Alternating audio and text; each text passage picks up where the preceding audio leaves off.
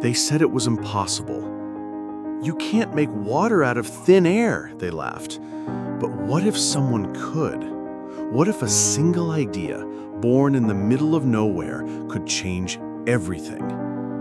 In a forgotten desert village where children walked barefoot for miles just to fill a plastic jug, one man proved them wrong. And he did it not for fame, not for fortune, but for something far simpler. He did it for people. How did he defy the odds, extract clean water from thin air, and grow into a social entrepreneur whose mission created not just impact, but an entire industry in the desert? How did his decision to keep water affordable become the very reason his company flourished and empowered an entire village with jobs and hope? Stay with us, because by the end of this story, you may never look at the sky the same way again.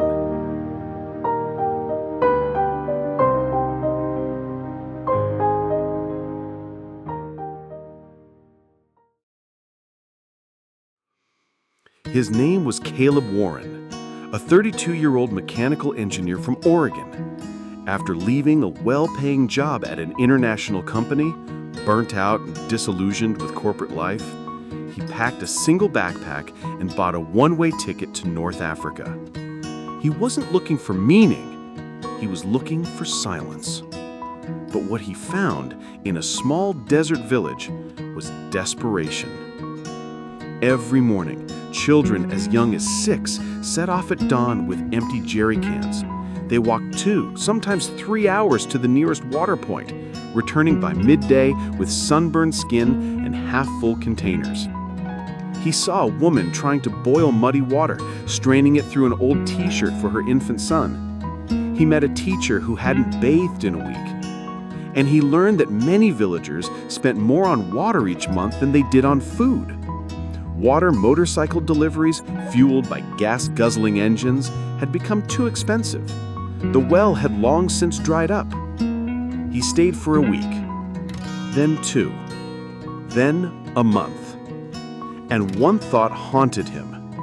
Why should anyone pay a fortune for something the sky gives us for free?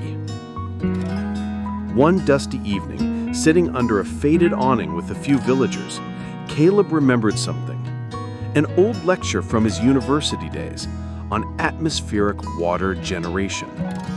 The science was basic.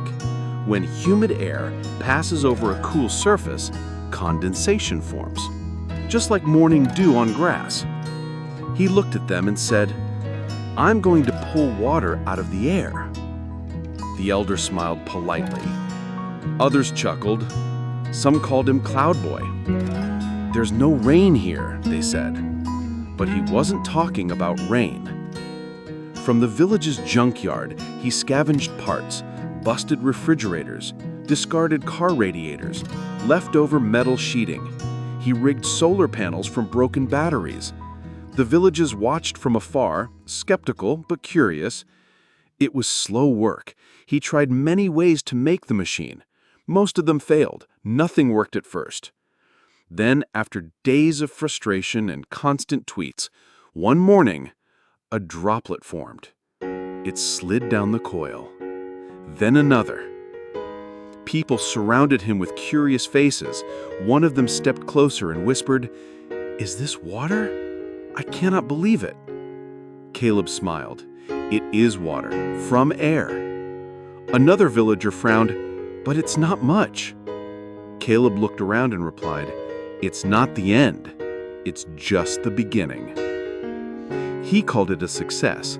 Others called it a miracle. He sold his old car back in the US, drained his savings, and ordered better parts: industrial-grade condensers, moisture sensors, and high-efficiency solar cells.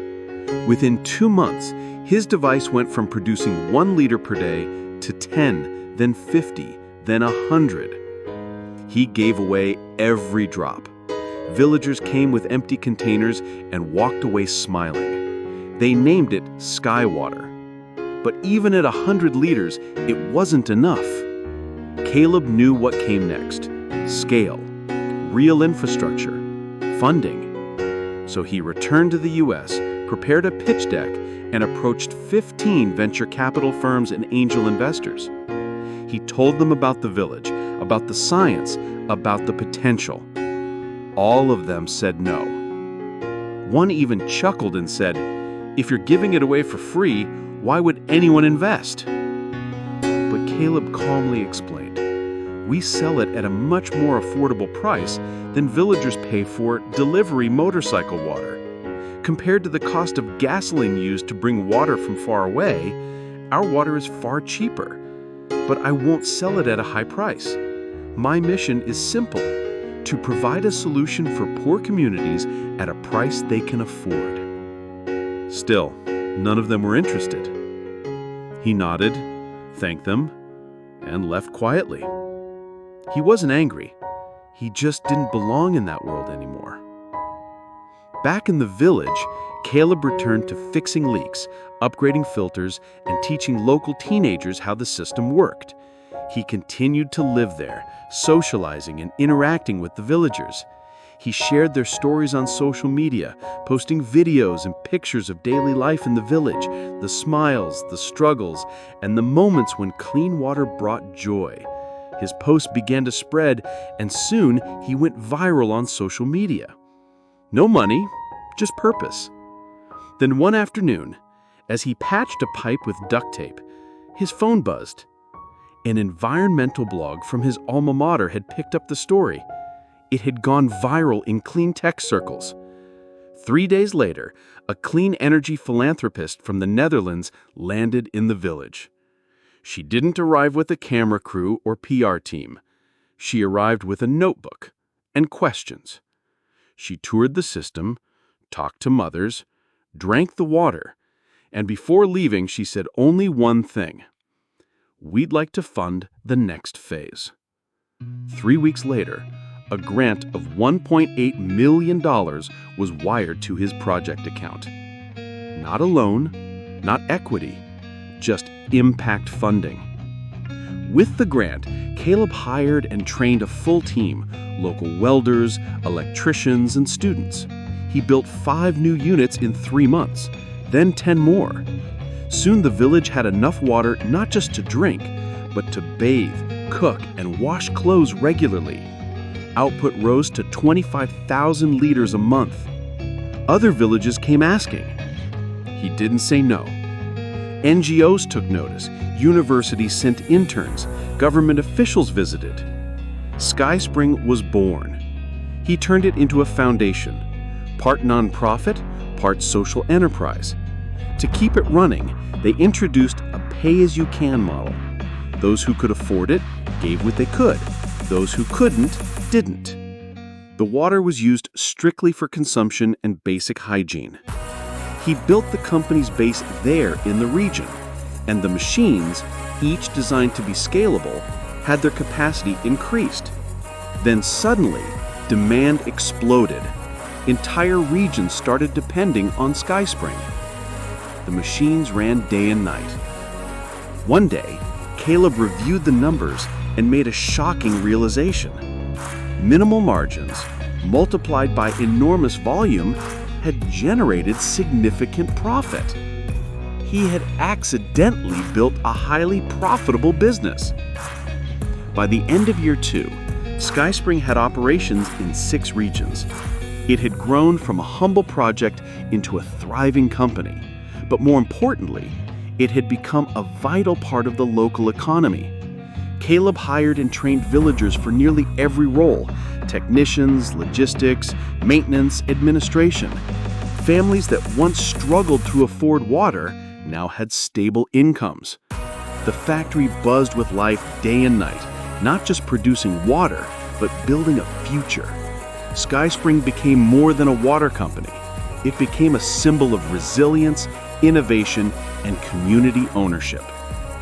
Caleb was technically a millionaire, but he still lived in a hut, still ate local stew, still fixed leaks himself.